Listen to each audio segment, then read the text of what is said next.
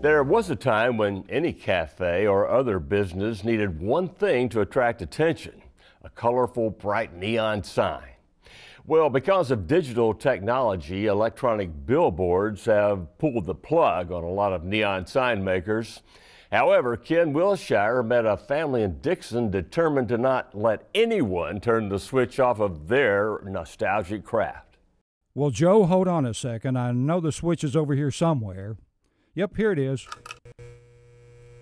There you go, in all its glowing beauty.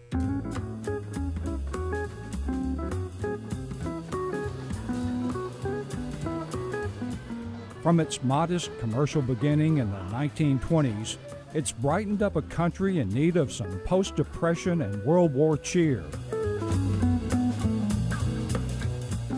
It's created eye-catching historic landmarks and advertising icons. It's the simple neon light. And while its alluring beauty is more luminous than ever, many say it's another bit of our past that's fading away. A dying art, if you will.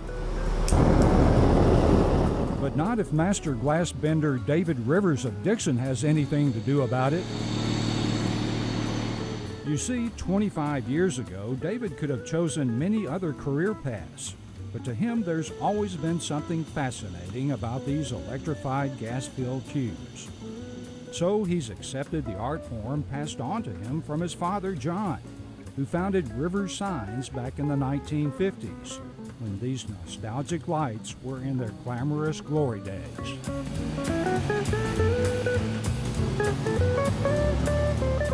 Neon had its heyday back in the 50s, and then it came back pretty strong in the 80s and 90s.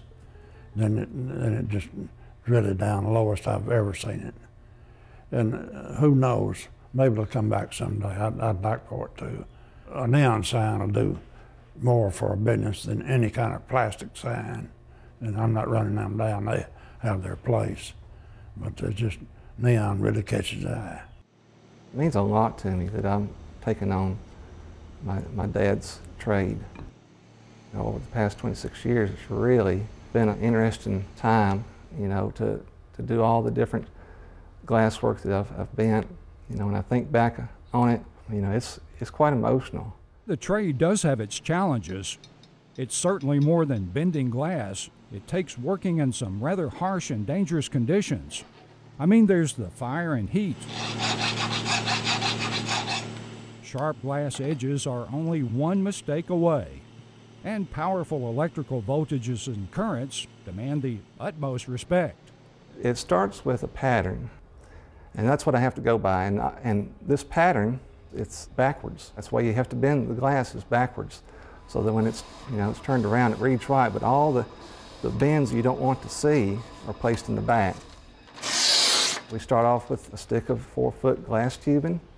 It's heated with gas flames, bent one bend at a time to this pattern, and electrodes are put on each end that excites the gas that's put inside. And then we put either neon gas or argon gas in it, seal it off with that in there, and then it's ready to light up.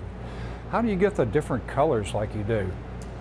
Well, the colors are a combination of two different gases, either neon gas, which is in this cactus here, or argon gas, like is in these 4 pieces here.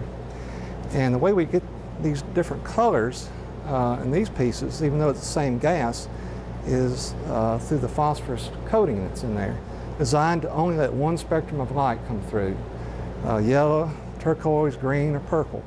So where does David's neon art go from here? Well, there is light on the horizon, or maybe that's David's stepson Tyler putting the final touches to the new Big E's garage sign. Meanwhile, David hopes he'll carry on an art that truly brightens up one's day. It's exciting to see what a neon sign does for someone. There's a lot of satisfaction in it. When they make an order and you get it made and they see it lit up, a smile comes across their face like you've never seen. They just are so excited. You know, there's a lot of satisfaction to that. You know, not everybody with their trade gets to see something like that.